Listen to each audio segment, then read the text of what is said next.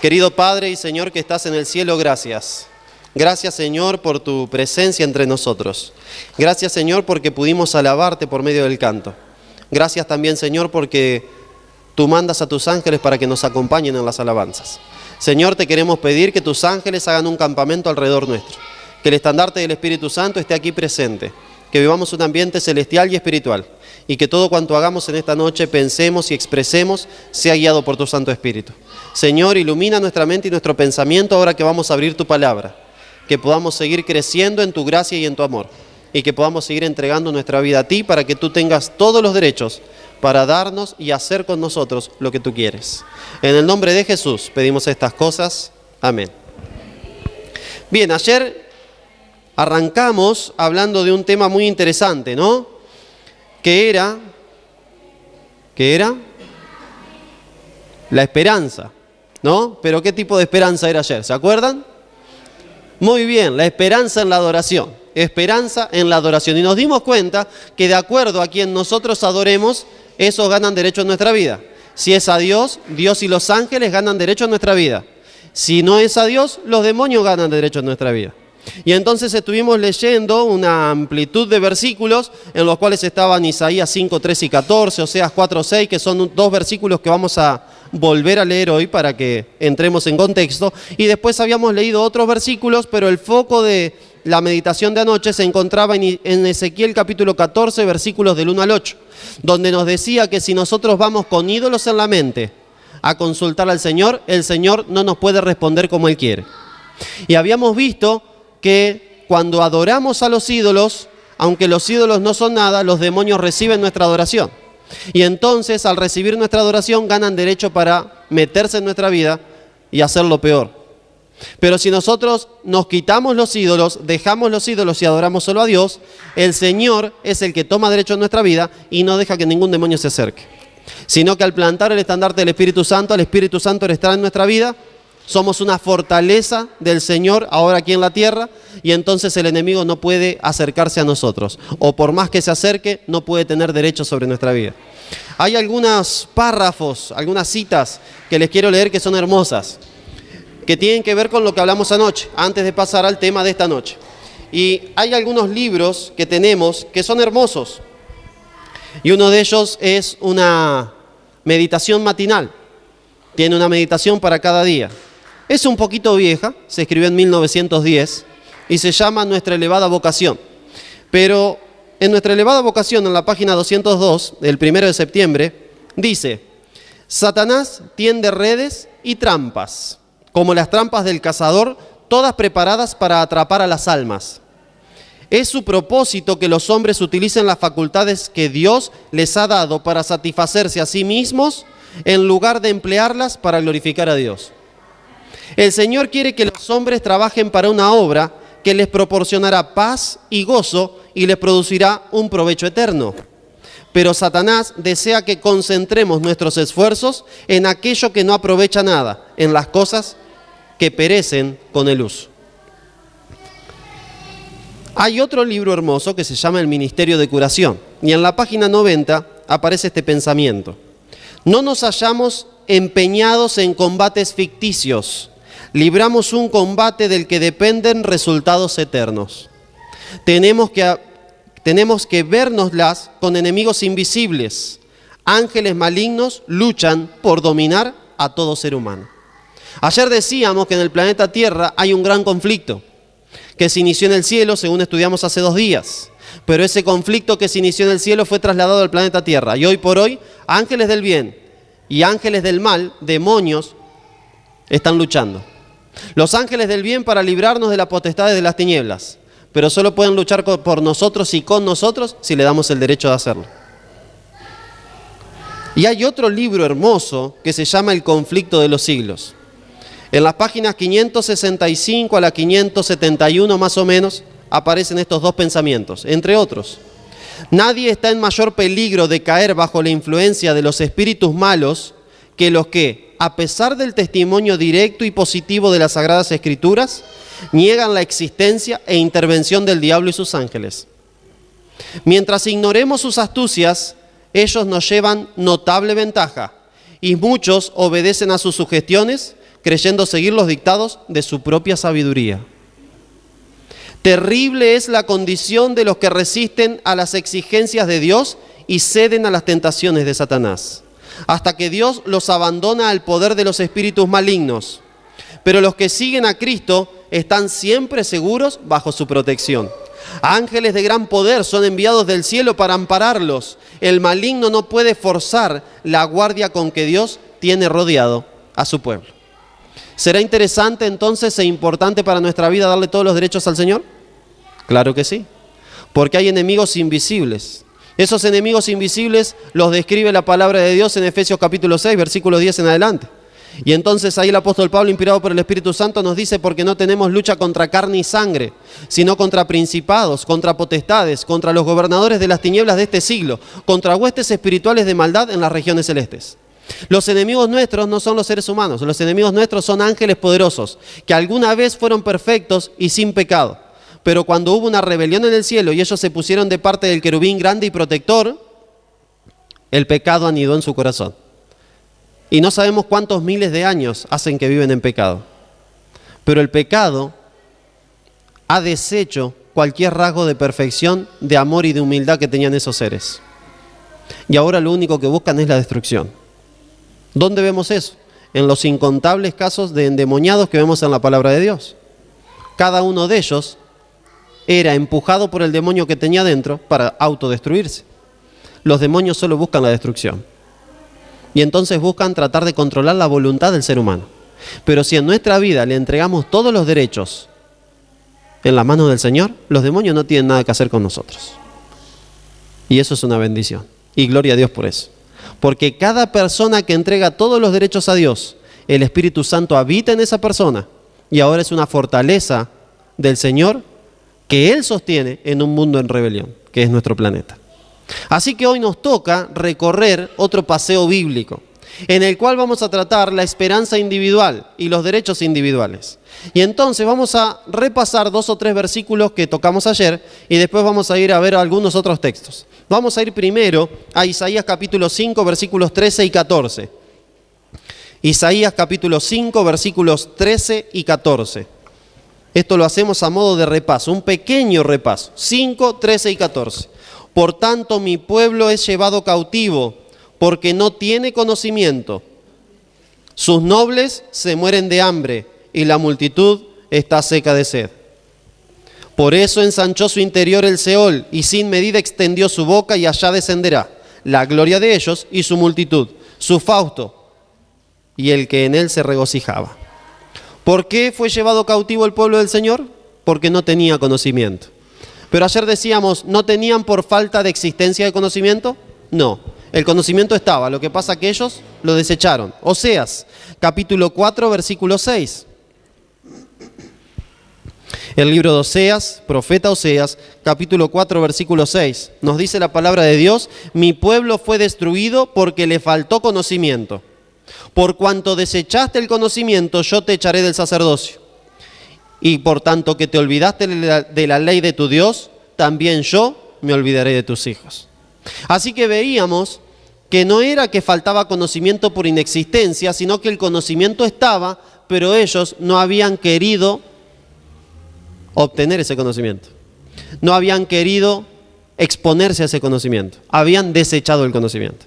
Y entonces hacíamos la reflexión y teníamos el pensamiento de que nosotros hoy estamos en el mismo peligro que los israelitas de aquella época. Porque hoy el conocimiento está en la palabra de Dios. Y cada uno de nosotros tiene su Biblia. El asunto es que si nosotros desechamos el conocimiento, no tenemos excusa ante el Señor. Es como si hubiéramos conocido. Si tenemos la oportunidad de conocer y la desechamos, es como si hubiéramos conocido. Porque estamos desechando el conocimiento. Y aquel que desecha el conocimiento, el Señor lo desecha del sacerdocio. Y ayer recordábamos que 1 de Pedro, capítulo 2, versículo 9, nos dice que todos somos sacerdotes. Porque nosotros todos somos sacerdotes. Real sacerdocio, nación santa, pueblo adquirido por Dios. Entonces es importante que no desechemos el conocimiento, sino que nuestra vida sea una búsqueda incansable del conocimiento de Dios en la palabra de suya, en la palabra de Dios. ¿Por qué? Porque Dios se da a conocer por medio de su palabra. Dios se dio a conocer por medio de la vida de Cristo. ¿Dónde está la vida de Cristo? En la palabra de Dios, en los primeros 4 evangelios. Y Dios se da a conocer por medio de toda su palabra. Entonces, si yo quiero aumentar mi conocimiento de Dios, el cual me hará salvo, ¿qué tengo que hacer? Estudiar la Biblia. ¿Cuándo? Todos los días. Todos los días. Necesito hacer de mi vida una búsqueda incansable del conocimiento de Dios. Necesito hacerme el hábito de cada día abrir la palabra de Dios. Necesito hacer en mi vida el hábito de cada día orar a Dios. Y entonces relacionarme por medio de la lectura de su palabra, por medio de la oración, para cada día conocerlo más. Porque si yo pude acceder al conocimiento y no accedí, lo estoy desechando. Y si yo desecho el conocimiento, ¿qué le pasó al pueblo de Israel? Según Oseas capítulo 4, versículo 6, el Señor los desechó. Y recuerden todos aquellos que somos padres, que dice, por tanto tú te olvidaste de mi ley, yo me olvidaré de tus hijos. El Señor se olvida de los hijos, no es que se olvida, es una forma de expresar lo que está pasando. Como yo me olvido de Dios, Él no tiene derecho para hacer con mis hijos lo que Él quiere. Como yo me olvido de Dios y desecho el conocimiento, Él no puede hacer con mis hijos lo que Él se propuso. ¿Por qué? Porque yo no le doy el derecho. Pero si yo le doy el derecho, Él hará conmigo y con mis hijos sus propósitos. Por eso necesitamos darle todos los derechos al Señor. Y hoy tenemos que hablar un poquitito al principio de esta meditación de la condicionalidad. Porque tanto las promesas de Dios como las profecías son condicionales. Y vamos a analizar hoy 2 o 3 promesas de Dios que son condicionales y seguramente tienen que ver con nuestra vida hoy, en el hoy y en el ahora. Vamos a la primera.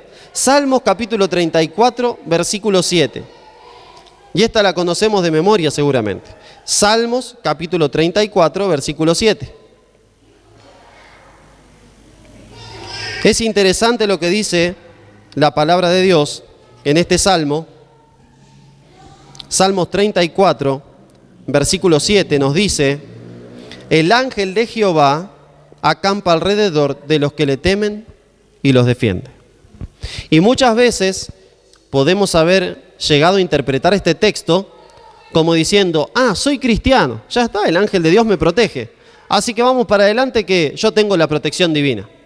Pero el ángel de Jehová protege solamente a los que tienen las condiciones del versículo. Y en el versículo se presenta la promesa, pero se presenta la condición para hacerse acreedor de esa promesa. ¿Y cuál es la condición? El temor de Jehová, ¿no? El ángel de Jehová acampa alrededor de los que le temen. ¿Y qué hace con los que le temen? Los defiende.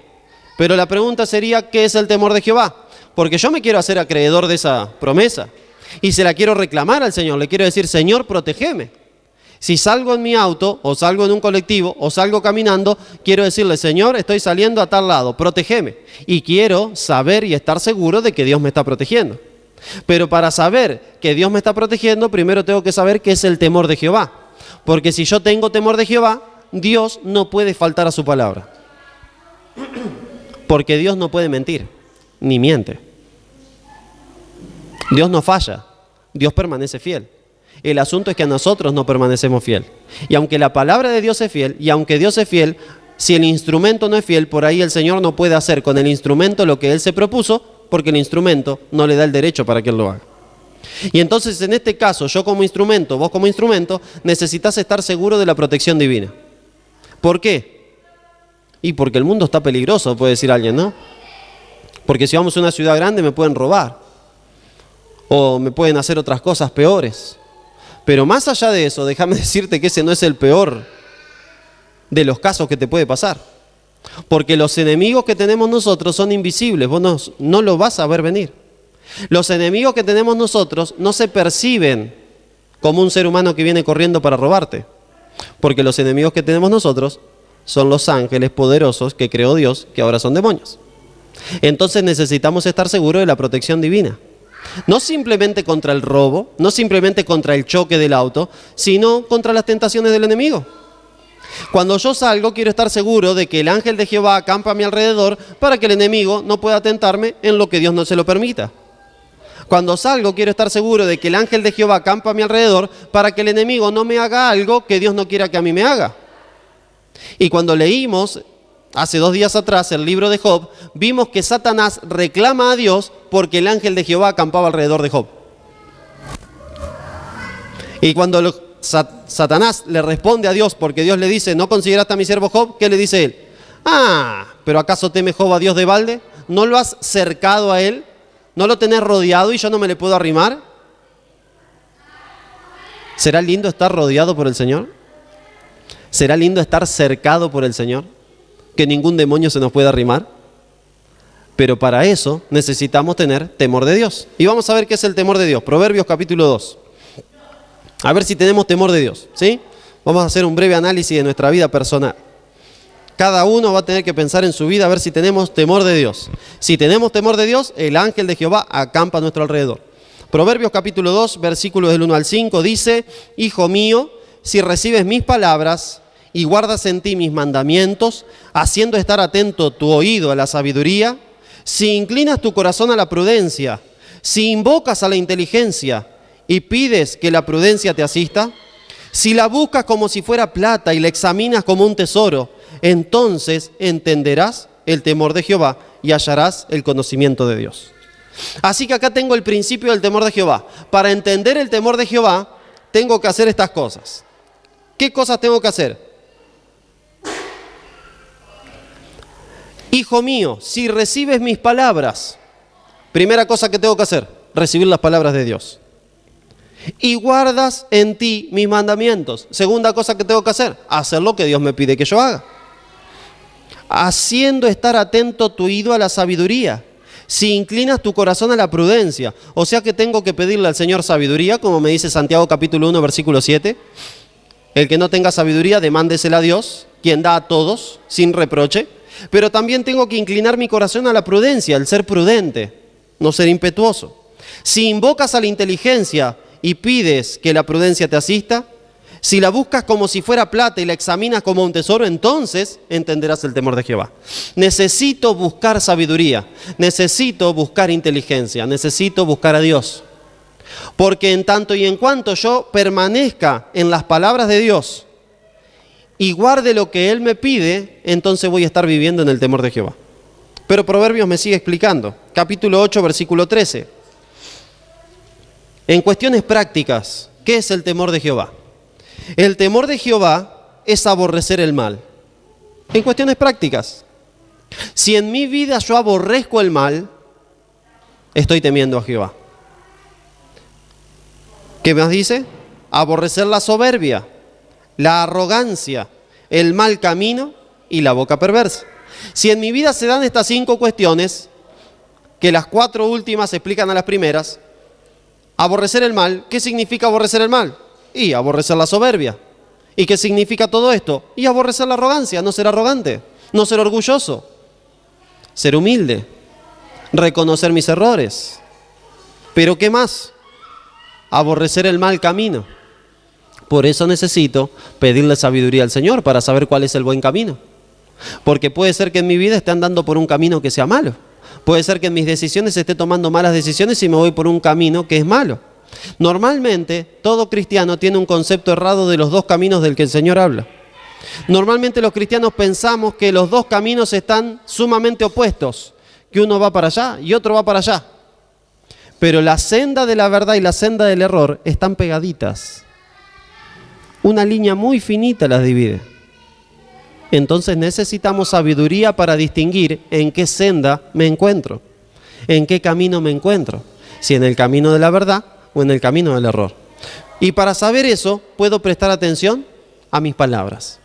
Porque me dice Proverbios capítulo 8, versículo 13, que también tengo que aborrecer la boca perversa. La boca perversa. ¿Y qué será la boca perversa? Me pregunto yo. Y eso me lo contesta la Biblia en Santiago capítulo 3. Si yo me voy al libro de Santiago en el Nuevo Testamento, allá por el final del Nuevo Testamento, detrás de las cartas de Pablo aparece Santiago, después de Hebreo y antes de Pedro. En Santiago capítulo 3 me voy a encontrar con lo que es la boca perversa. Me dice la palabra de Dios: hermanos míos, no os hagáis maestros muchos de vosotros, sabiendo que recibiremos mayor condenación. Todos ofendemos muchas veces. Si alguno no ofende en palabra, este es un varón perfecto, capaz también de refrenar todo el cuerpo. He aquí nosotros ponemos frenos en la boca de los caballos para que nos obedezcan y dirigimos así todo su cuerpo.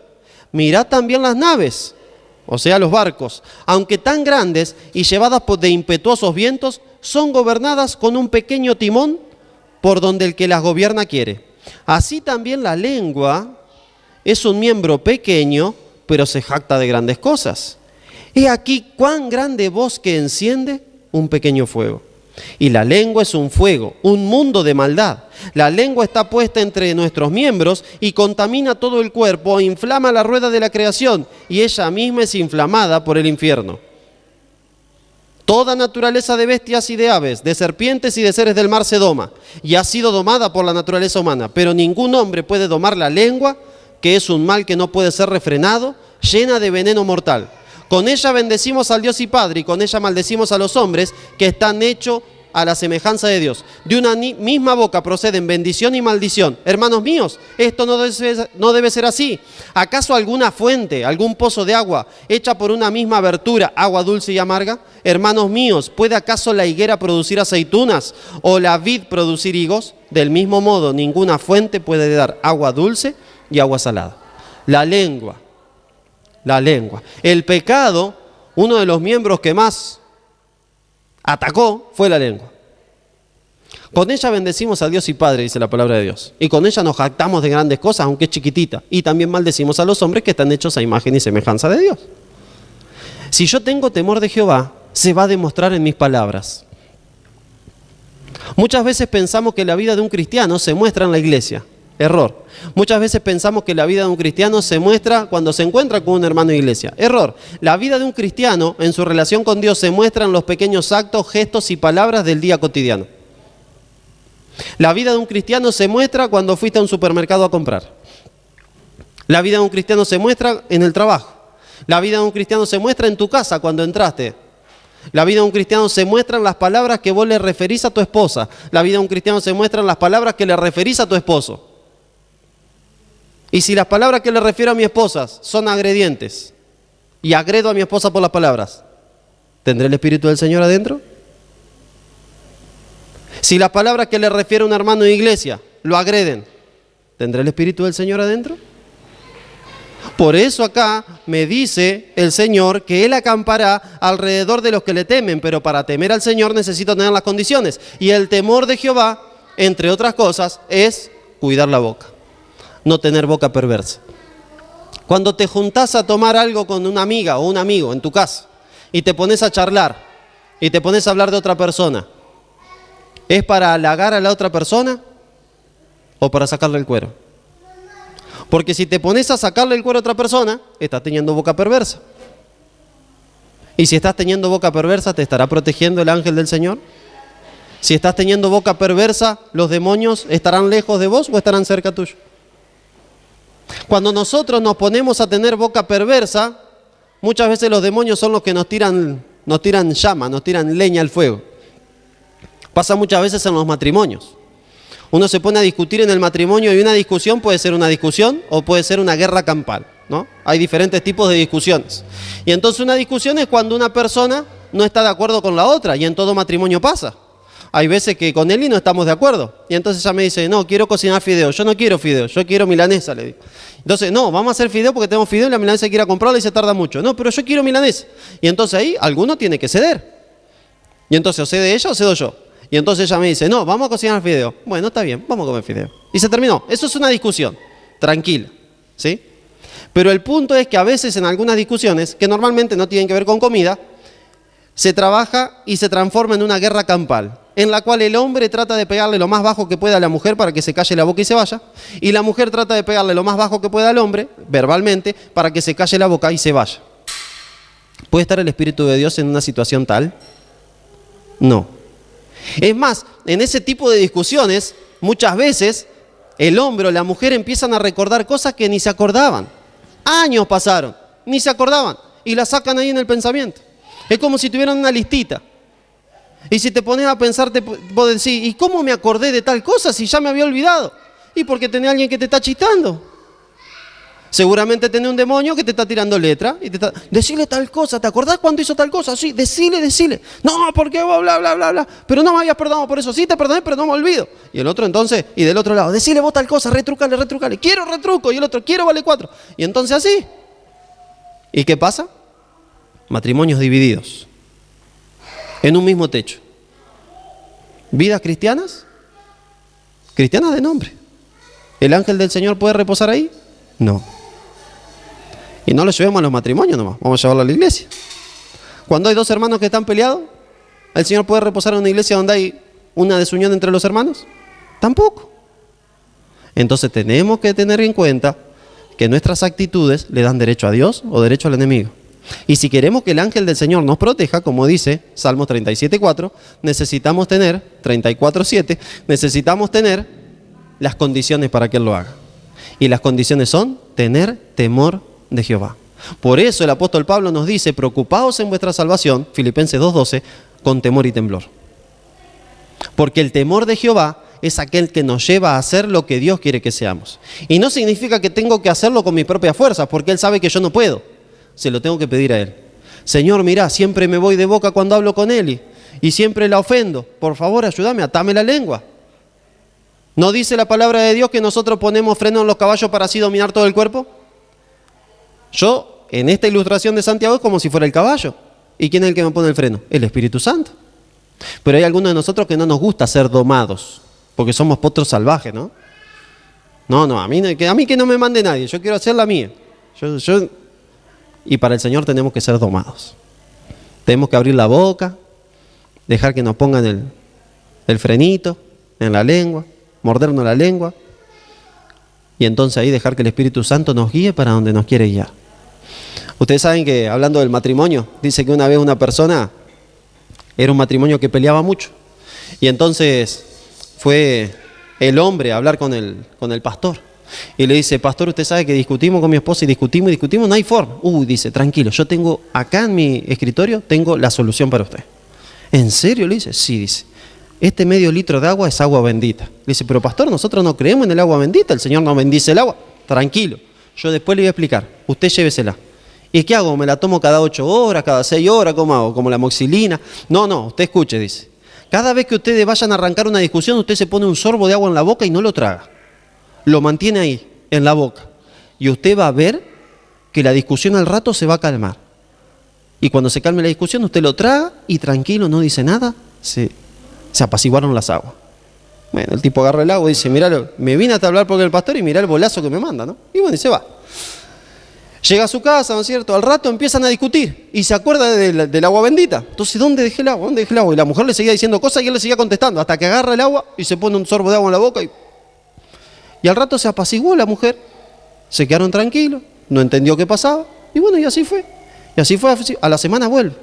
Pastor, dice, necesito algo de usted. ¿Qué necesita? ¿Más agua, pastor? Me quedé sin. ¿Qué tiene ese agua? ¿Qué le hace? ¿Usted ora por el agua? ¿Usted? No, dice agua de la canilla nomás. ¿Y qué tiene de especial? Que usted se cayó la boca. El agua no era nada. Era cuando se metía el agua en la boca y cerraba el pico, no discutía. Entonces tenemos que pedirle al Señor que nos ayude a poner freno a nuestra lengua, para no tener boca perversa. Porque aquellos que tienen boca perversa no temen a Jehová. Y el que no teme a Jehová no tiene la protección de Jehová. Entonces, primer versículo que estamos analizando para ver la condicionalidad de la protección divina, de los derechos, de la esperanza. Hay esperanza para todos. Y hay una esperanza individual para todos. La salvación es individual. Pero yo voy a alcanzar esa esperanza individual si cumplo las condiciones para alcanzarla. Y esto no es salvación por obras, no estoy diciendo que tengo que cumplir condiciones, salvarme por obras. No, la condición es entrega completa, es la única condición. Dios no me pide que yo no haga nada, Dios no me pide que yo haga algo, sino lo que me pide es que yo lo deje a Él hacer en mí lo que Él quiere hacer.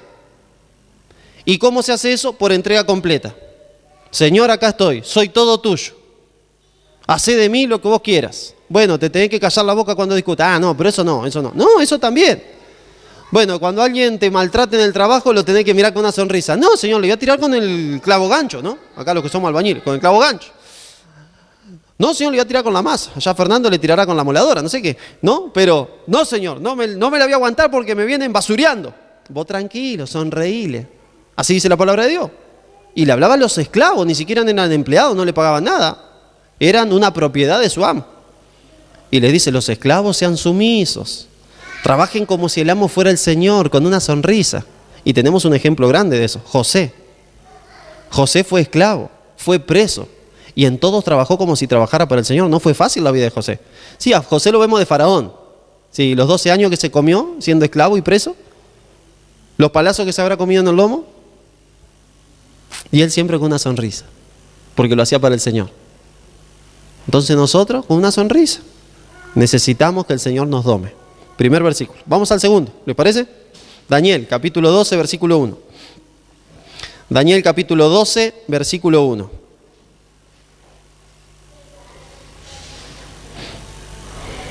En Daniel, capítulo 12, versículo 1, tenemos una promesa para todos los que se encuentren con la condición cumplida, ¿sí? Nos dice la palabra de Dios, en aquel tiempo, está hablando del tiempo del fin del tiempo del fin.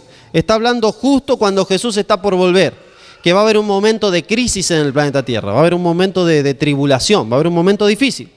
En aquel tiempo se levantará Miguel, el gran príncipe que está de parte de los hijos de tu pueblo. ¿Quién es Miguel? Jesús. Miguel significa ¿quién como Dios? O ¿quién es como Dios? Entonces, ¿quién es como Dios? Jesús. Miguel y sus ángeles luchaban contra el dragón y sus ángeles. ¿Quién luchaban? Jesús y los ángeles contra el querubín grande y protector, con los ángeles que estaban de su lado. ¿Sí? Miguel es Cristo. Será tiempo de angustia, cual nunca fue desde que hubo gente hasta entonces, pero en aquel tiempo será libertado tu pueblo. ¿Y quiénes son tu pueblo? Todos los que se hallen inscriptos en el libro. ¿Te gustaría que en los momentos de crisis Jesús pelee por vos? ¿Te gustaría que en los momentos difíciles de tu vida Miguel se levante para pelear con vos? Hay un capítulo hermoso de la Biblia que es Apocalipsis capítulo 19. Y ahí se lo presenta a Jesús peleando por su pueblo. Isaías capítulo 63 también. Están en consonancia. Se lo presenta a Jesús peleando por su pueblo. Pero él pelea solamente por su pueblo. Y su pueblo tiene una condición. Los nombres de los que son parte de su pueblo se encuentran ¿dónde? Inscriptos en el libro. Inscriptos en el libro. La pregunta sería, ¿está tu nombre inscripto en el libro? Si Dios quiere, el mes que viene vamos a estudiar los libros celestiales. Y cuando estudiamos los libros celestiales vamos a estudiar este libro. Y vamos a saber cómo inscribirnos. Pero les tiro una puntita, ¿les parece? La condición me dice que si yo quiero que Miguel pelee por mí, necesito que mi nombre esté en el libro. ¿Qué libro? Vamos a ir a Apocalipsis. Acuérdense que Daniel y Apocalipsis están entrelazados. Y en Apocalipsis nos dice qué libro. Apocalipsis capítulo 21, versículo 27. Entonces, si yo quiero que Miguel pelee por mí, necesito tener mi nombre en el libro. Apocalipsis capítulo 21, versículo 27 dice, no entrará en ella, está hablando de la Santa Jerusalén. ¿Dónde está la Santa Jerusalén? En el cielo. ¿A dónde específicamente? En el monte Sión. Muy bien. Y entonces ahí no entrará ninguna cosa impura o que haga abominación y mentira, sino solamente los que están inscritos en el libro de la vida del Cordero. Si yo quiero que Miguel pelee por mí, necesito que mi nombre esté inscrito en el libro de la vida. Si yo quiero que Miguel pelee por mí, necesito tener el nombre en el libro de la vida del Cordero. ¿Quién es el Cordero? Jesús. ¿Quién es Miguel? Jesús. Así que necesito tener escrito mi nombre en el libro de Miguel, en el libro de Jesús, en el libro del Cordero. ¿Cómo hago para inscribir mi nombre en el libro del Cordero? Ya lo vamos a ver en junio. Pero básicamente necesito entregarle mi vida por completo al Señor Jesús y hacer unos pasos legales para poder llegar a hacerlo. ¿Sí? Pero no nos estamos centrando en qué hacer para ingresar en el libro, sino que nos estamos centrando en que hay condiciones para hacerlo. Cada vez que Dios da una promesa, existe una condición. Y aquí la condición de la promesa de protección de Miguel es estar inscripto en el libro de la vida del Cordero. La condición de la protección angelical es temer a Jehová. Y vamos a ver otra promesa en Romanos, capítulo 8. Romanos, capítulo 8, versículo 28. Esta también la conocemos. Romanos, capítulo 8, versículo 28. Dice la palabra de Dios, sabemos además que a los que aman a Dios, todas las cosas le ayudan a bien. En algunos casos me he cruzado con algunas personas que no analizan este versículo, sino que simplemente dicen, si sos cristiano, todas las cosas te ayudan a bien. O sea, amar a Dios sería, en este caso, en este tipo de interpretación, ser cristiano. Si sos cristiano, si estás asistiendo a una iglesia, ya está, tranquilo, todas las cosas te ayudan a bien. Pero el versículo no me dice eso. El versículo me dice que a los que aman a Dios todas las cosas le ayudan a bien. Y me describe quiénes son los que aman a Dios. Porque normalmente nos aprendemos esa primera partecita del versículo, pero el versículo hay que leerlo entero. Porque acuérdense que un texto fuera de contexto, ¿qué es? Un pretexto. Entonces todo texto hay que leerlo en contexto. Y entonces me dice la palabra de Dios que a los que aman a Dios todas las cosas le ayudan a bien, y esto es a los que conforme a sus propósitos son llamados. A los que conforme al propósito divino son llamados. Ahora en un instante vamos a estar estudiando una persona que fue llamado con un propósito divino, pero que en su vida, por una minuciosidad, no demostró amar a Dios y el Señor le sale al encuentro para matarlo. Aunque esta persona tenía un propósito divino para el cual Dios lo había llamado y estaba yendo a cumplir el propósito divino, el Señor sale para matarlo. Sale como a enfrentarse a él. ¿Por qué? Porque no había cumplido con algo que Dios le había dicho que tenía que cumplir. Porque los que aman a Dios hacen lo que Dios le pide que hagan. ¿Qué dice Juan, capítulo 14, versículo 15? Juan, capítulo 14, versículo 15. ¿Qué me dice? Romanos me dice que a los que aman a Dios, todas las cosas le ayudan a bien. Juan capítulo 14, versículo 15 dice, si me amáis, guardad mis mandamientos. Si yo amo a Cristo, necesito hacer lo que Él me pide que haga. Si yo hago la mía, no amo a Cristo. Si yo no amo a Cristo, no amo a Dios, las cosas no me van a ayudar para el bien. Es más, la mejor traducción podría ser, a los que aman a Dios, todas las cosas prosperan para el bien. Dios las hace prosperar para el bien. Porque si vos realmente amás a Dios y con tu vida lo estás demostrando y Dios sabe que vos lo amás y vas por una... No le voy a poner un ejemplo a ustedes, vamos con un ejemplo bíblico. ¿Job amaba a Dios? Sí. ¿Todas las cosas le ayudaron para bien? Cuando los hijos se murieron, ¿le ayudó para bien eso? No le ayudó para bien. Lo que quiere decir el versículo no es que todo te va a salir bien. Lo que quiere decir el versículo no es que para los que aman a Dios todo es un color de rosa, todo un camino color de rosa. Significa que Dios hará prosperar todo para el bien. Aunque las cosas salgan mal y vos no entiendas por qué, el Señor las va a tornar en bendición después de que salgan mal, como es el caso de Job. Por eso cuando nosotros amamos a Dios no nos preocupamos por el futuro, porque el futuro está en las manos del Señor y el presente también, porque yo soy un instrumento en las manos del Señor. Pero amar al Señor significa hacer todo lo que Él me pide. Y si yo no hago lo que Él me pide porque hoy no tengo ganas de hacer lo que el Señor me pide, no estoy amando a Dios. Si yo, pero eso quedó en el pasado, eso era antiguo, yo no tengo que hacer eso, no estoy amando a Dios. Yo tengo que hacer todo lo que Dios me pide. ¿Por qué? Por amor. Y la palabra que aparece de amor acá, nosotros que estamos hablando en español no le vemos todo el valor que encierra esa palabra amor. Pero en griego, ustedes saben que el Nuevo Testamento se escribió en griego, el Antiguo en hebreo y un pedacito en arameo. Tan filoso hoy. Y entonces, en griego, amor no es una sola palabra. Acá en español sí. Yo amo a Eli, a mi esposa, amo mi trabajo, amo a la gatita que tenemos, a todos la amo. ¿Y cómo lo expreso si no? Bueno, tenemos el te quiero, ¿no? Cuando uno se pone de novio le empieza a decir te quiero, ¿no? Y si después de un tiempo no le dice te amo, se arma el problema, ¿no? Porque es como que la división que tenemos, ¿no? El te quiero y el te amo. Pero en griego había más de una palabra para amor. Estaba el amor eros, que es el amor erótico, el amor que uno siente atracción por otra persona. Estaba el amor fileo o filio, que es el amor filial, el amor que uno tiene por un amigo, el amor que uno tiene por un familiar. Y está el amor agapao, ¿sí? Que es el amor que es un principio. Es un amor que va más allá de los sentimientos. Es un amor que se tiene no solamente al que te ama, sino al que te odia también lo amás con amor agapao. Por eso Jesús dice, amad a vuestros enemigos. ¿Cómo hago para amarlo? Con fileo no puedo amarlo. Porque con el fileo amo a las personas que me quieren. A los que no me quieren con el fileo no los amo.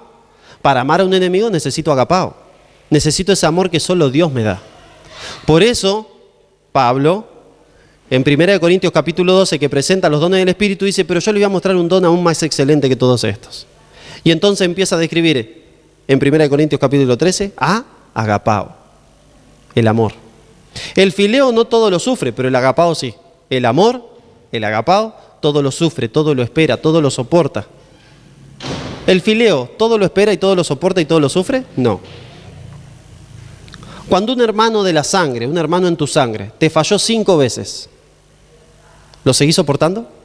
¿Como la primera vez? No. Porque es amor fileo. Para soportarlo y soportarlo y soportarlo, necesitas agapao.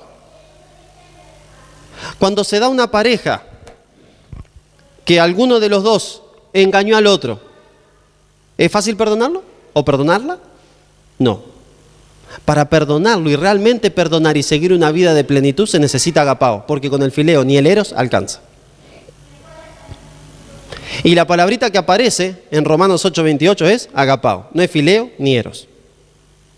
Eros directamente no aparece en la Biblia, aparecen muchas veces fileos y algunas agapao, pero acá es agapao. Es un amor que va más allá de todo sentimiento, es un amor por principio, porque Él me amó primero. Es un amor que es un don del Espíritu Santo. Entonces, si yo tengo al Espíritu Santo, tendré agapao. Ese amor que me ayuda a perdonar lo imperdonable para la visión humana.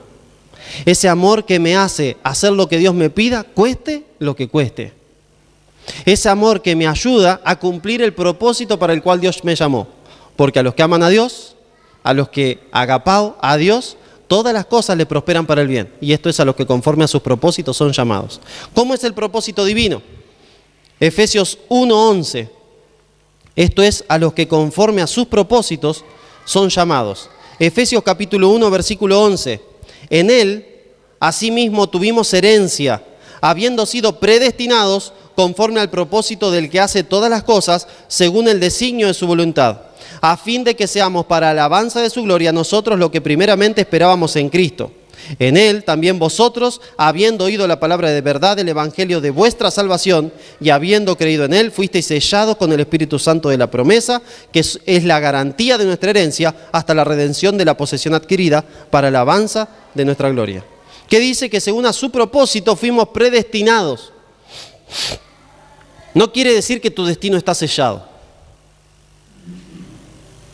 Hay un hombre que malinterpretó esto, un gran hombre, un hombre muy estudioso, llamado Calvino. Y entonces él dijo que todos estábamos predestinados, algunos para salvación y otros para perdición. Y entonces era la gracia irresistible de Dios. ¿Por qué? Porque el que Dios ya quería que se salve, se iba a salvar. Haga lo que haga, se iba a salvar. Y el que Dios quería que se pierda, se iba a perder. Haga lo que haga, se iba a perder. Pero es una interpretación incorrecta. La palabra de Dios me dice que Dios me predestinó para un propósito específico. Pero si yo no quiero cumplir ese propósito, no lo cumplo. El joven rico, el que se le acerca a Jesús y le dice, maestro, ¿qué debo hacer para heredar la vida eterna? Tenía una predestinación. Tenía un propósito eterno para cumplir acá en el planeta Tierra. ¿Lo cumplió? No. Vende todo lo que tienes y dáselo a los pobres. ¿Y cómo se fue? Triste, porque tenía muchas cosas. Se perdió. ¿Y por qué era? ¿Porque Dios ya sabía que se iba a perder? No. Dios tenía un propósito excelente para él. Pero él no quiso pagar el costo del amor, del agapao. Pero el Señor llamó a otro, prácticamente con las mismas características que este. Y se llamaba Saulo de Tarso. Y lo llamó y se le apareció en un camino, lo dejó medio ciego. Y le pegó un reto. Saulo, déjate de hinchar, ¿por qué me estás persiguiendo? Y Señor, ¿y tú quién eres? Y yo soy Jesús, a quien vos me estás persiguiendo.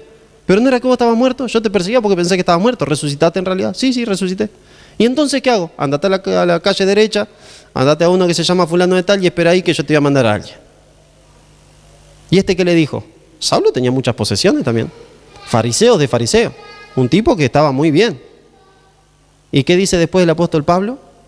Lo tengo a todo por pérdida en el nombre de Cristo. Entonces nosotros, mis hermanos, tenemos un propósito para el cual Dios nos creó. Si nosotros le pedimos ese propósito a Dios y empezamos a caminar en ese propósito, seremos acreedores de la promesa de Romanos 8:28, que es, a los que aman a Dios, todas las cosas le prosperan para el bien. Aunque sean malas, el Señor las transforma en bendición. ¿Qué otra cosa podemos decir con el propósito? Segunda de Timoteo 1:9. Segunda de Timoteo 1:9. Cuando el apóstol Pablo le escribe a Timoteo, y nosotros nos hacemos eco de esto, le dice: Él nos salvó y llamó con llamamiento santo, no conforme a nuestras obras, sino según el propósito suyo y la gracia que nos fue dada en Cristo Jesús antes de los tiempos de los siglos. Porque vos podrías decir, no, sí, a otro seguro que lo llamó, pero a mí si yo soy una basura. El Señor no te llamó de acuerdo a las obras tuyas. Te llamó según la gracia que es en Cristo.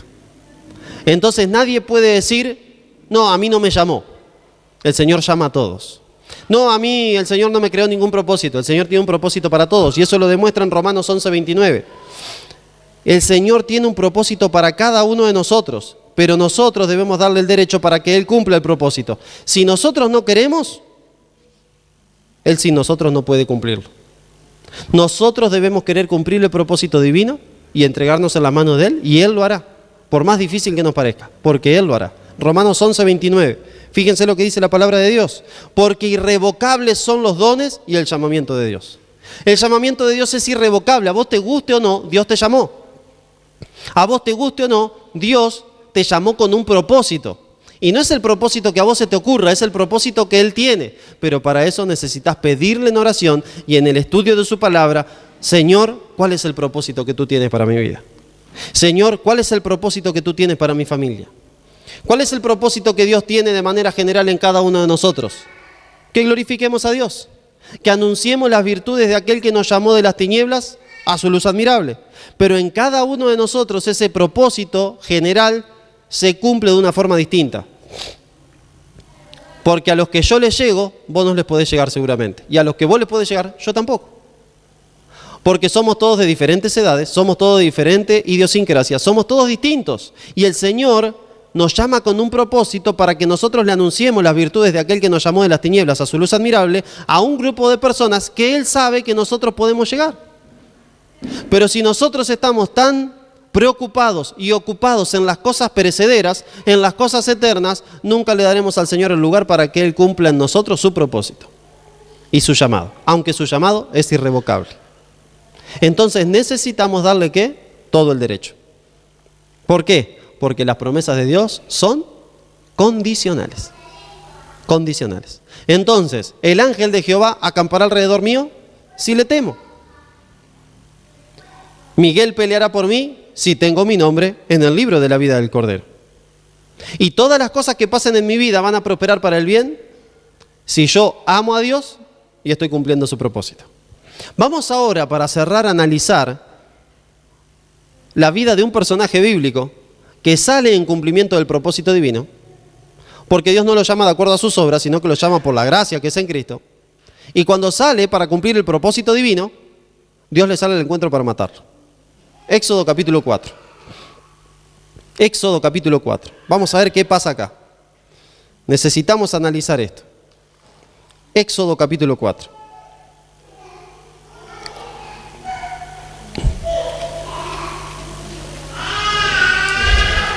En Éxodo capítulo 4, si empezamos a leer del versículo 1, nos encontramos con la entrevista que Dios está teniendo con Moisés. ¿Se acuerdan de Éxodo capítulo 3? Dios se le aparece a Moisés en una zarza que está prendida a fuego. ¿Se acuerdan de Moisés? ¿Qué significa el nombre de Moisés? Salvado de las aguas. ¿Se acuerdan de que el pueblo de Israel estaba esclavo en la tierra de Egipto? Y entonces, como iban creciendo mucho, dijo el faraón, maten a todos los niños hebreos varones, dejen a las mujeres nomás.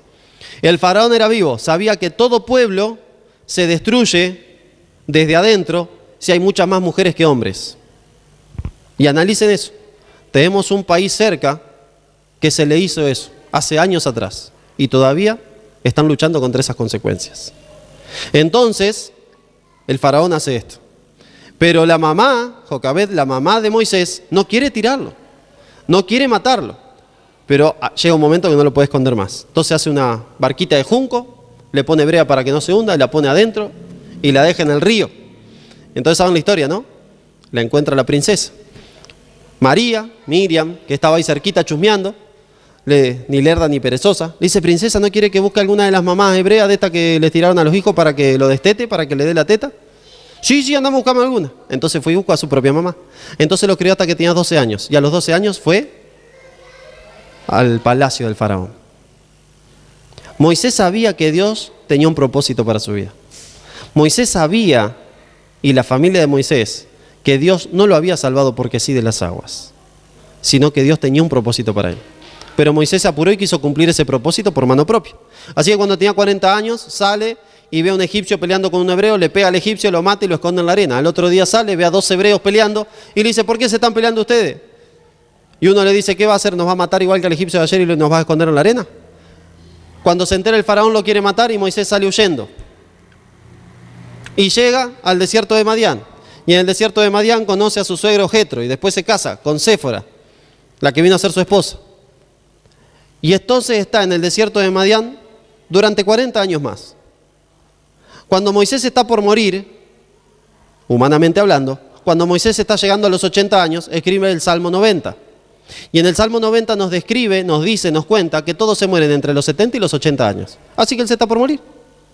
Y entonces le dice, Salmo 90, versículo 12, ayúdanos, Señor, a contar de tal forma nuestros días, a fin de que al corazón traigamos sabiduría. Señor, ayúdame a hacer algo para que sirva.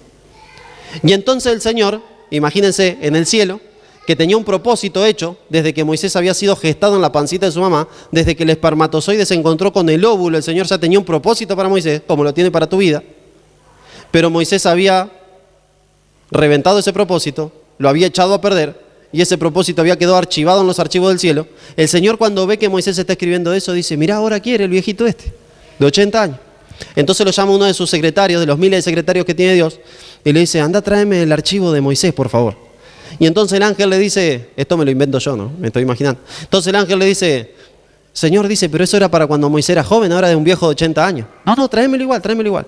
Bueno, Señor. Entonces va, el ángel agarra la escalera de la biblioteca celestial, corre la escalera de la biblioteca celestial, sube por la escalera y agarra el que dice Moisés.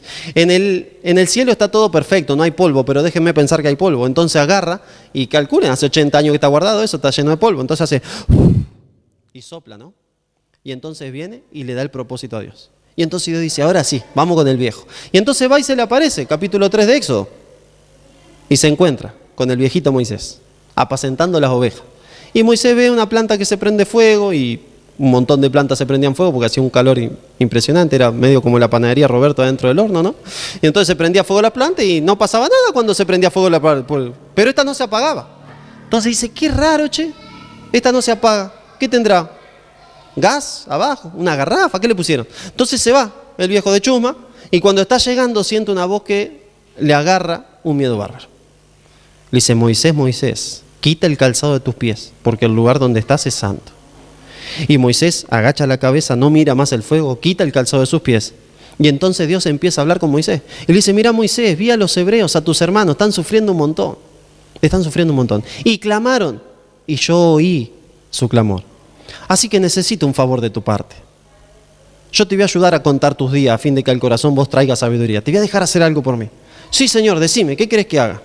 Y mira, vos vas a ir y vas a hablar con Faraón. Señor, Faraón me quiere matar a mí. No, ese ya se murió, quédate tranquilo, ahora hay otro que ni te conoce. Ah, bueno. ¿Y entonces qué le digo? No, entonces vos vas a ir, va a hablar con Faraón y yo voy a hacer plagas de parte de tu mano, porque este Faraón tiene el corazón muy duro. Y es más, se lo voy a endurecer más yo. No porque yo quiera, sino porque él es cabeza dura. Porque cada vez que vea una de mis maravillas, el tipo se va a cerrar más. Cada vez que vea una de mis maravillas, el tipo se va a cerrar más. Hasta que por último va a ver la 10ª maravilla y ahí los va a dejar salir a todos. Pero necesito que vos vayas y lo hagas. Y entonces viene el capítulo 4, ¿no? Y en el capítulo 4, versículo 1 le dice, entonces Moisés respondió y dijo, ellos no me creerán, ni oirán mi voz, pues dirán, no se te ha aparecido Jehová. Y entonces Jehová le dice, ¿qué es eso que tienes en tu mano? Una vara, le respondió Moisés. Échala al suelo, le dijo Jehová. Él le echó al suelo y se convirtió en una culebra. ¿Y qué hacía Moisés? Huía de la culebra. Yo quiero ver la película esta, yo me lo imagino, ¿no? Cine Celestial, sábado de noche. Película de Moisés huyendo de la culebra. Imagínense al viejo, ¿no? No sé si han visto un viejito de 80 años, no me lo imagino atlético a Moisés, ¿no? Un hombre de 80 años normal. Imagínenselo corriendo para que la culebra no lo agarre, ¿no? Y entonces el Señor, viendo la desesperación que tenía, dice, se me va a morir de un infarto. Vamos a terminar con esto. Entonces le dice, agarrale de la cola, agarrale de la cola. Entonces dice el versículo 3 al final, él extendió su mano y la tomó y volvió a hacer una vara. Y el corazón dice, Señor, ahora me tengo que tomar un enalapril, se me está subiendo la tensión. No, tranquilo, Moisés, vamos con otra. Por esto te creerán que se te ha aparecido Jehová, el Dios de tus padres y el Dios de Abraham, el Dios de Isaac y el Dios de Jacob. Le dijo además Jehová, mete ahora tu mano en tu seno. Y la metió acá dentro de la ropa que tenía. Y cuando la sacó, vio su mano que estaba leprosa como la nieve. Y le dijo, volver a meter. Y la volvió, y al sacarla, estaba nuevita. Si acontece que no te creen ni obedecen a la voz de la primera señal, creerán a la voz de la segunda. Y si aún no te creen a estas dos señales, ni oyen tu voz, tomarás de las aguas del río y las derramarás en tierra, y las aguas que saques del río se convertirán en sangre sobre la tierra. Viene la segunda excusa. Y ojo que vos a veces pones excusa para cumplir los propósitos divinos. Y acá Moisés está poniendo excusa. No, que no me creerán. Sí te van a creer. Ahí tenés. Y entonces dice, ay Señor, nunca he sido hombre de fácil palabra, ni antes ni desde que tú hables a tu suegro, porque soy tardo en el habla y torpe en la lengua, soy medio tartamudo, Señor, le dice. Entonces le dice Jehová, ¿quién le dio la boca al hombre, Moisés? ¿O quién hizo al mudo y al sordo, al que ve y al ciego? ¿No soy yo, Jehová? Ahora pues ves que yo estaré en tu boca y te enseñaré lo que debes hablar. Y él dijo, ay Señor, envíate ruego a cualquier otra persona. Y acá me imagino a Jehová que medio que pone la voz seria, ¿no? Es como cuando yo le digo a la Elu, bueno Elu, basta. Terminá, hace tal cosa. Y ella sigue jugando. Entonces le digo, Elu, dale, en serio, basta. Terminá y hace tal cosa. Y ella sigue, Elu, basta. Bueno, papi, y va. Me lo imagino a Moisés así, ¿no? No, Señor, que no puedo. Te van a creer con esto. No, Señor, que soy medio tartamudo, Señor. Bueno, tranquilo, yo le di la boca al hombre. Tranquilo que yo te la arreglo, no seas sonso. No, Señor, que búscate a otro. Y entonces el Señor le dice, entonces Jehová se enojó contra Moisés y le dijo, ¿no conozco yo a tu hermano Aarón el levita? ¿Y que él habla bien? Él saldrá a recibirte y al verte se alegrará en su corazón. Tú le hablarás y pondrás en su boca las palabras y yo estaré con tu boca y en la suya y os enseñaré lo que habéis de hacer. Él hablará por ti al pueblo, será como tu boca y te ocuparás para el lugar de Dios. Y tomarás en tu mano esta vara con la cual harás las señales. Así fue Moisés, regresó junto a su suegro Jetro y le dijo, me iré ahora y volveré a Egipto donde están mis hermanos para ver si aún viven. Moisés, 80 años, metiendo excusas, y el Señor lo reta y arranca a cumplir el propósito para el cual, ¿quién lo envió? Jehová, Dios lo envió. ¿Fue obediente Moisés? Medio testarudo, pero obediente al fin, ¿no? Fue a cumplir el propósito. Pero ojo cuando salga a cumplir el propósito divino. Moisés se olvidó una cosa. Cuando uno sale de viaje, tiene que ver que tiene todo lo que necesita. ¿O no? Un día salí de viaje. Vivía en Coronda, tenía que ir a Santa Fe a comprar hierros. Y entonces salgo de viaje. Entre Coronda y Santa Fe está Sauce Viejo, un lugar donde hay una estación de GNC en la cual yo cargaba gas. Entonces llego a la estación de GNC, me bajo de la camioneta de mi papá y le digo, había un muchacho que se llamaba Cristian en ese momento atendiendo, éramos conocidos, y le digo, Cristian, lleno por favor. Y él está cargando y yo hago así, como es mi costumbre, y no había llevado la billetera. Y entonces lo miro. No nos conocíamos demasiado, pero éramos bastante conocidos de carga y descarga de gas, ¿no? Entonces le digo, Chatrán, le decía yo, Chatrán, le digo, tengo un problema. ¿Qué te pasa? Me olvidé la billetera. No, tranquilo, dice, después me la pagás. Yo te anoto ahora y vos después la pagás. No, le digo, pero el problema es más grande. ¿Cuál? Y que me voy a comprar unos fierros yo. Me tengo que volver a Coronda, volver a Santa Fe y comprar fierro. Préstame 300 pesos, Chatrán, y te lo traigo mañana cuando vuelvo otra vez a Santa Fe. A lo cual él me dice, bueno, está bien, dale, 300, me dio 500 pesos. Le doy 500 pesos, para mañana vos cuando volvés. Y mañana a la tarde vuelvo. Al otro día a la tarde que volví a entregar unos trabajos a Santa Fe, se lo devolví. ¿Pero qué pasó conmigo? Por tonto. Yo tendría que, antes de haber subido a la camioneta, verificar que tuviera todo lo que necesitaba. Moisés no verificó que tuviera todo lo que necesitaba. Ese día no pasó nada. Fue fácil. Fue fácil. Hay gente que le pasa que no revisa la goma auxilio que está inflada y cuando pincha tiene las dos pinchadas y entonces chao. Ahí nomás se queda hasta que viene la grúa. Hay gente que no verifica si tiene combustible y ahí nomás se queda parado. Y en Moisés no verificó que tuviera todos los derechos legales dados de la mano de aquel que lo había mandado a hacer un propósito para él. Y ojo, mis hermanos, cuando salís a cumplir un propósito para Dios, necesitas todos los derechos de tu mano. Porque nosotros estamos en un planeta en rebelión. Nosotros estamos en un planeta en guerra. La guerra es entre ángeles y demonios. Y cuando vos te pones de parte de Dios y de parte de los ángeles de Dios y salís a cumplir un propósito para Dios, lo que te van a buscar, serrucharte el piso, no son los hombres, son los demonios. Entonces necesitas asegurarte de que tenés todos los derechos puestos en las manos del Señor para que lo que pase en tu vida sea lo que Dios quiere que pase. Pero Moisés no lo hizo. Y entonces sale Moisés de la casa de Jetro, capítulo 4, versículo 19. Dijo también Jehová a Moisés en Madián, regresa a Egipto, porque han muerto todos los que procuraban matarte. Entonces Moisés tomó a su mujer y a sus hijos, los puso sobre un asno y volvió a la tierra de Egipto. Tomó también Moisés la vara en su mano. Y Jehová le dijo, cuando hayas vuelto de Egipto, ocúpate de hacer delante del faraón todas las maravillas que he puesto en tus manos, pero yo endureceré su corazón, de modo que no dejará ir al pueblo. Entonces dirás al faraón, Jehová ha dicho así, Israel es mi hijo, mi primogénito. Ya te he dicho que dejes ir a mi hijo para que me sirva, pero si te niegas a dejarlo ir, yo mataré a tu hijo, tu primogénito. Así que Moisés sale al camino. Pero cuando Moisés sale, pasa algo raro. ¿Quién lo llamó a Moisés para que vaya a Egipto? Jehová, Dios. ¿Quién lo está mandando con poder a que vaya a Egipto? Dios. ¿Quién está en Egipto? Faraón. ¿Quién más está en Egipto? Dioses falsos, muchos dioses falsos. ¿A quiénes se adora cuando se adora a los dioses falsos? A los demonios. ¿Quiénes gobernaban Egipto? Faraón. ¿Pero quién estaba detrás de Faraón? Los demonios. Cuando Moisés sale para pelear una batalla contra Faraón, no es Moisés contra Faraón. Cuando Moisés sale para pelear e ir en nombre de Jehová contra Faraón, no es Moisés contra Faraón, es Dios contra Satanás. Detrás de Faraón está Satanás, tratando de matar a todo el pueblo de Dios para que no se cumpla la promesa hecha en Génesis 3:15. Porque de la mujer saldrá descendencia que herirá a la serpiente en la cabeza, aunque ella le va a morder el talón. ¿Qué pasa? Cada vez que Dios trata de hacer con su pueblo un plan, Moisés trata de serrucharle el piso, para que no se cumplan las promesas de Dios. Y entonces trata de que el pueblo de Dios no tenga las condiciones para que Dios cumpla con sus promesas. Entonces cuando Moisés va a luchar contra todos los demonios que están gobernando el país de Egipto. Y Dios sabe esto. Si Moisés cae a Egipto a luchar contra los demonios sin los derechos de Dios, ¿va a tener poder? No.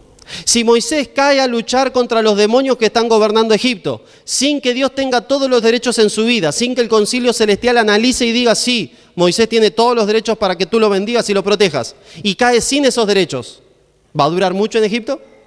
No. Y al parecer está todo bien. Dios lo llama y Moisés sale, pero a Moisés se le olvidó una cosa, que puede parecer una minuciosidad, pero era algo grave. Porque eso que se le olvidó, o que no lo hizo, no le daba el derecho a Dios de protección. Y entonces el plan que Dios tenía para Moisés no iba a resultar, iba a ser un fracaso. La pregunta que nos tenemos que hacer es, ¿cuántas veces habré salido a cumplir el propósito para el cual Dios me llamó y fue un fracaso? De las veces que salí a cumplir un propósito para el cual Dios me llamó y fue un fracaso, ¿cuántas veces fueron culpa de Dios? Ninguna, porque Dios no conoce fracaso. Si en algún momento yo salí a cumplir un propósito para el cual Dios me llamó y fue un fracaso, fue porque antes de salir no verifiqué que tuviera todas las cosas. No verifiqué que todos los derechos estuvieran en las manos de Dios. Si me pongo a ver en mi vida derecho individual, esperanza individual. Si me pongo a ver en mi vida, ¿por qué mi vida a veces es un fracaso? ¿Por qué será? ¿No será que los derechos no los tiene el Señor, sino que los tiene el enemigo? Si me pongo a ver en mi familia, si mi familia es un fracaso, ¿no será que los derechos no los tiene Dios, sino que los tiene el enemigo? Si me pongo a ver en mi iglesia, si mi iglesia es un fracaso, ¿no será que el derecho lo tiene, en vez del Señor, lo tiene el enemigo?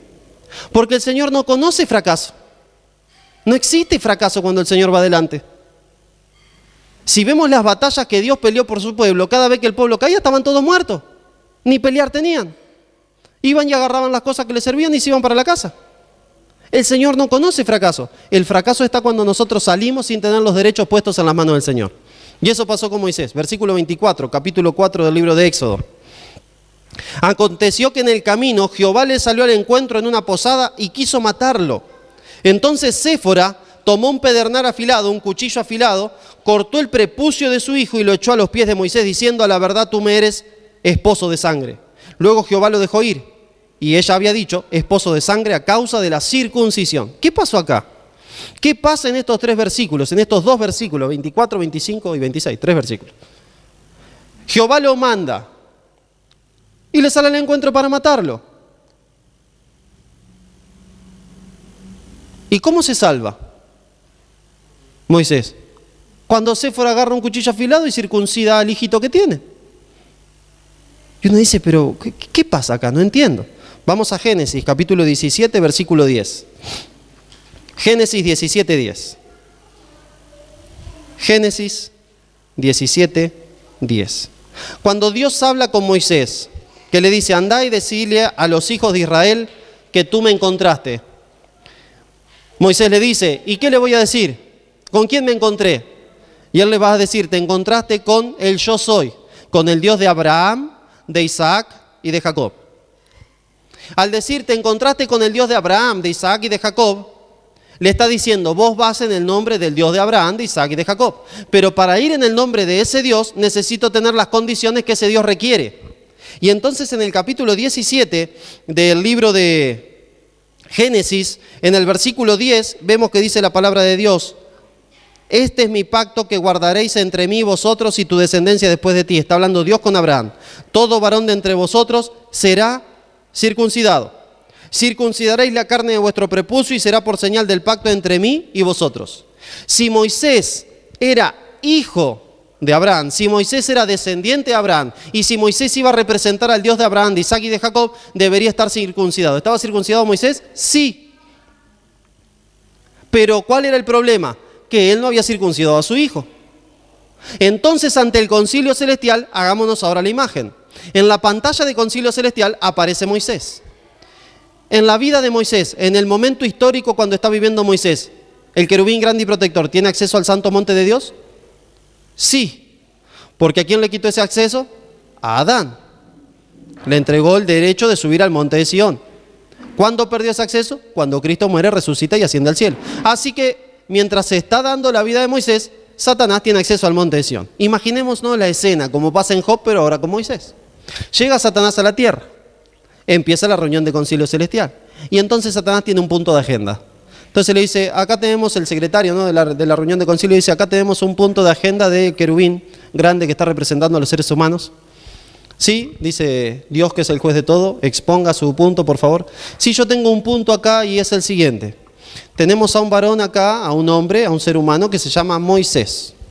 Y ustedes recuerdan la historia de Moisés, ¿no? Bueno, si no le recuerdan, ahora la vamos a mirar. Se miran 80 años de ahí en un minuto celestial, ¿no es cierto? Y recuerdan toda la historia de Moisés. Y ven que Dios se le aparece a Moisés y lo manda. Dice, Él lo está mandando a Egipto, que es mi territorio. Los egipcios nos están adorando todos nosotros, a mi reino, al reino de las tinieblas. No están adorando a Jehová. Adoran a nosotros. Entonces en Egipto yo tengo el derecho. Pero este va a ir a atacar mi territorio. Ahora bien, la objeción es la siguiente. El cielo no lo puede defender a Moisés. ¿Ah, no?, dicen los ciudadanos celestiales. No, porque él no es un representante digno de Jehová, el Dios de Abraham, de Isaac y de Jacob. ¿Por qué no? Y entonces vienen los archivos. Sí, pero si al octavo día su mamá y su papá lo circuncidaron. Sí, pero él tiene un hijo al cual no circuncidó. Entonces eso quiere decir que él no cree en el Dios que lo está enviando, ni en el Dios de sus padres, que es este Dios, el juez de nosotros.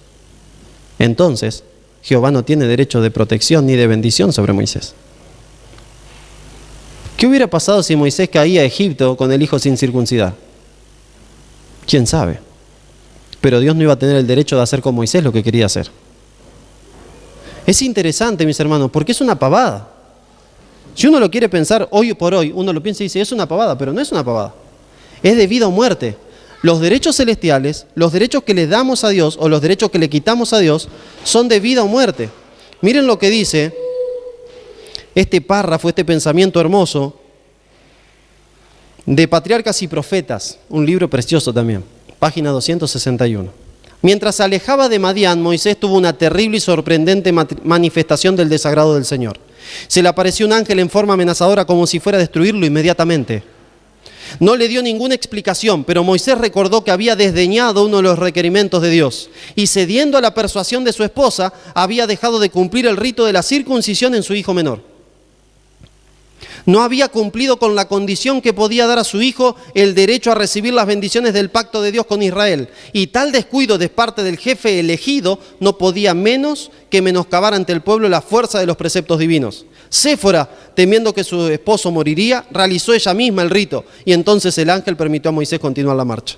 En su misión ante el faraón, Moisés iba a exponerse ante un gran peligro, su vida podría conservarse únicamente mediante la protección de los santos ángeles, pero no estaría seguro mientras tuviera un deber conocido sin cumplir, pues los ángeles de Dios no podrían protegerlo. El asunto de analizar la vida de Moisés en este episodio es pensar en mi vida ahora. ¿Tengo algún deber sin cumplir?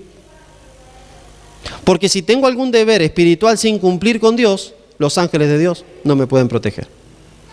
Si tengo algún deber sin cumplir y me estoy aferrando a algo, aunque sea una pavada, los ángeles de Dios no me pueden proteger. Por eso necesito vaciarme y entregarle todo al Señor. ¿Por qué? Porque necesito darle los derechos al Señor.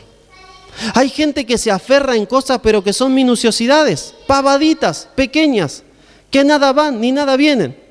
Pero muchas de esas pavaditas pequeñas son las herramientas del enemigo para seguir conservando derechos en nuestra vida.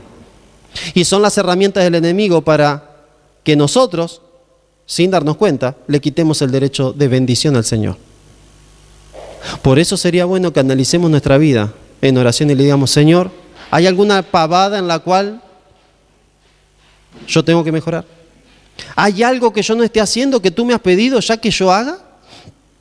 ¿Hay algo que aunque me dijeron, me lo contaron cuando estudié la Biblia, yo me di cuenta que tenía que hacerlo, pero no le di la importancia necesaria? Y bueno, al pasar el tiempo, ¿vieron cómo pasa con la mente, no? ¿Qué pasa con la mente? Se cauteriza la conciencia. Entonces al primer tiempo, y pasa normalmente con las personas que estudiamos la Biblia, te dan un estudio bíblico y al principio ves que eso es muy importante y te lo dicen, después no te dicen más nada porque tienen miedo de ofenderte, entonces no te van a decir 50 millones de veces lo mismo. Pero vos permanecés en eso. Los primeros días como que te sentí incómodo, te sentí incómoda, porque sabés que, y bueno, pero me dijeron, pero no es tan así, Dios no es tan malo, esto no tiene nada que ver, es una pavada. Y seguí, y la mente se va cauterizando.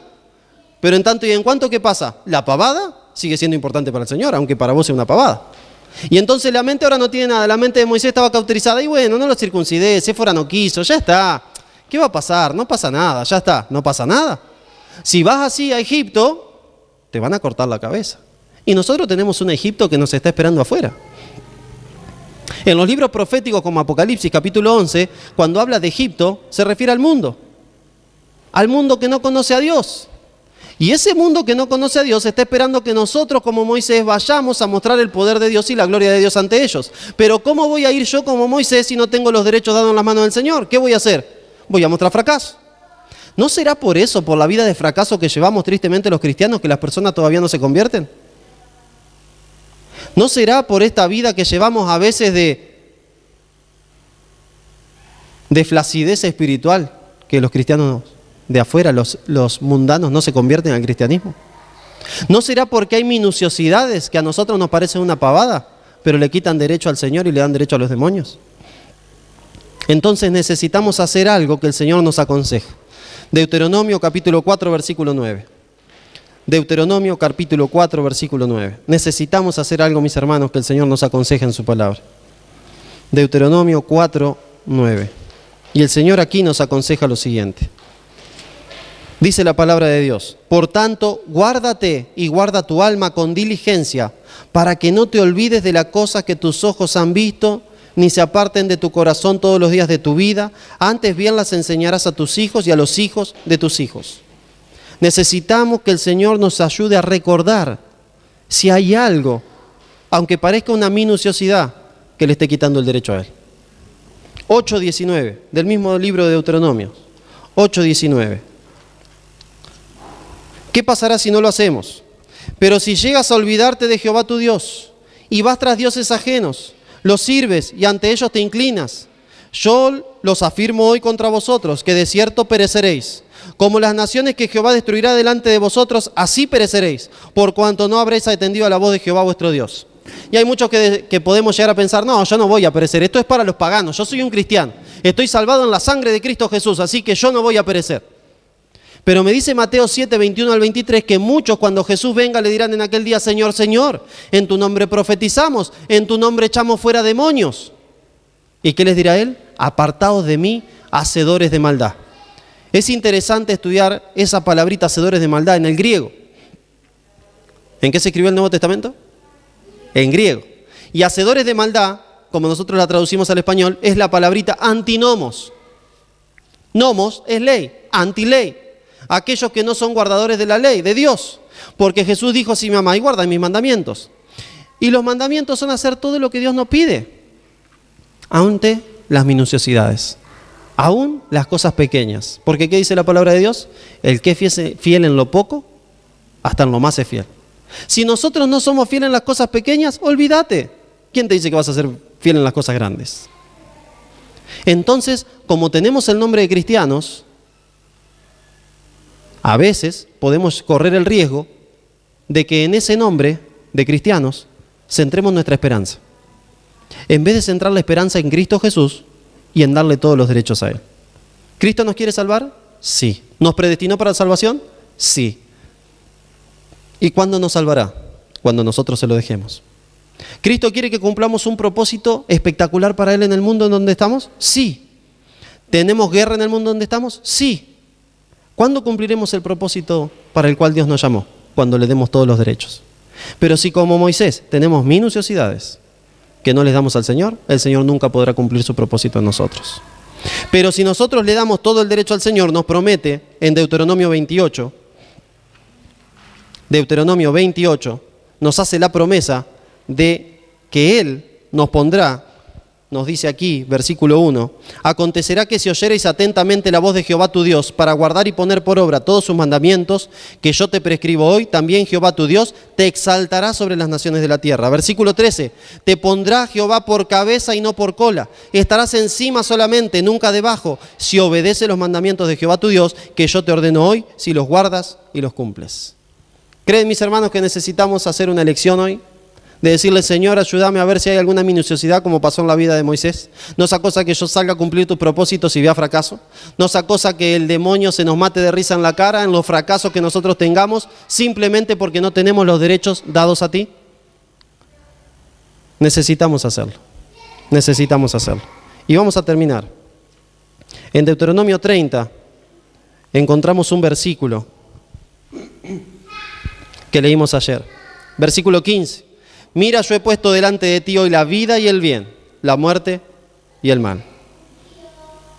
Y dice el versículo 19, a los cielos y a la tierra llamo por testigo hoy contra vosotros, de que he puesto delante la vida y la muerte, la bendición y la maldición. Escoge pues la vida para que vivas, tú y tu descendencia.